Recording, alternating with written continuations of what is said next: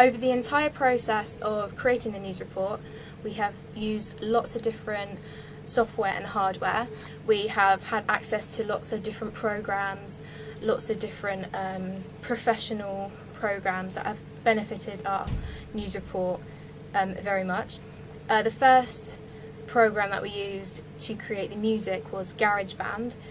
I created all the music and the sound design on GarageBand. I found it very helpful because GarageBand has a clear layout and you can see all the parts to the music. This was very easy to use and I have used it before, so I have had knowledge on it. GarageBand has lots of different genres of music, so you can literally make anything with it, and this was really good for our news report because we felt we needed a more upbeat piece of music for the opening sequence and a more subtle and running riff of music, which is just a continuous pattern of music which is very subtle and ties the report together. We used Premiere Elements to edit everything, every video that we've created. We have used Adobe Premiere Elements before, so we have good knowledge on it and how to add text in and all the different animations and overlaying footage, that kind of thing. We made most of the edits, the interviews, the tickers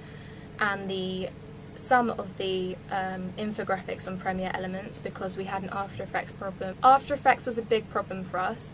At first we had problems with the exporting files and putting them into the right file settings, and we looked at lots of online tutorials.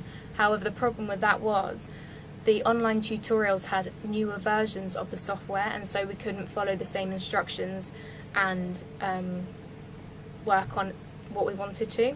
We also had problems of it crashing a lot, and we found it very tricky to use and find all the right settings for each part that we wanted to edit, and so we moved on to using Premiere Elements for some of the graphs and the tickers because we got very confused with all the file formats and putting them into the right settings, and so using Premiere Elements helped us much more, and we didn't waste any more time using After Effects and we moved on. We used Photoshop to create the logos and we didn't have any problems with that because we have used that before.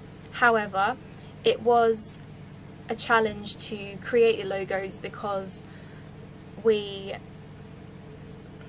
had a lot of deciding on what colours to put in, what kind of font, text and that kind of thing, and then we came to agreement that we would keep it simple and clear for our target audience, for a more mature target audience. It's clear and it's simple for our tickers and for our website.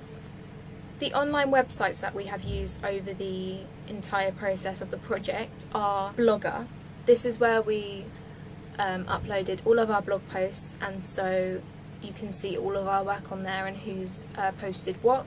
For the website we used Wix.com to create the website, and the website layout, all the designs for each page of the website. In the end we came out with a website that we felt was clear and sensible for our target audience and also appealing to them because there's lots of memes on there from different sources from the internet. The main computers that we worked on are Apple iMacs. Apple iMacs are the best computer you can get because they could have lots of programs such as After Effects, GarageBand, Premiere Elements, and we could store lots of files on there, as many as we wanted to. To record the voiceovers for the project we used an iPhone and the iPhone earphone microphone, so we plugged it in and then you record what you want to say, and then we airdropped those files to the Macs so we could work on them and edit them through Premiere Elements. We used two cameras. One was the D5300 Nikon camera, which was Anna's camera, and we used also a JVC camcorder for some of the shots, such as myself walking into the Middlesex University and the two-way shot with Kate Woodrow in the interview. We also had tripods with those cameras to make sure that our shots were as still as possible and professional looking, so that it looked similar to a report made by the BBC, for example. I also wore the iPhone microphone earphones on my coat as I spoke when I was saying what I needed to say in the report. So the audio quality is much better than just speaking out in open air. Otherwise you would have heard the wind or other noises of people talking in the background, and so having that microphone was very beneficial because you could hear exactly what the reporter was saying. We also attached a fluffy microphone to the cameras to improve the audio quality, and so we had less to edit when it came to the audio in Premiere Elements. For the evaluation software of the process of the news report, I have used Prezi to present everything for my evaluation, and I've linked everything and all my work to different pieces of work for the evaluation in there. I've used Padlet to annotate different posts for the opening sequence, the logos and the actual news report. I've used eMaze, which is a kind of online presentation program that allows you to annotate other photos, similar to Padlet.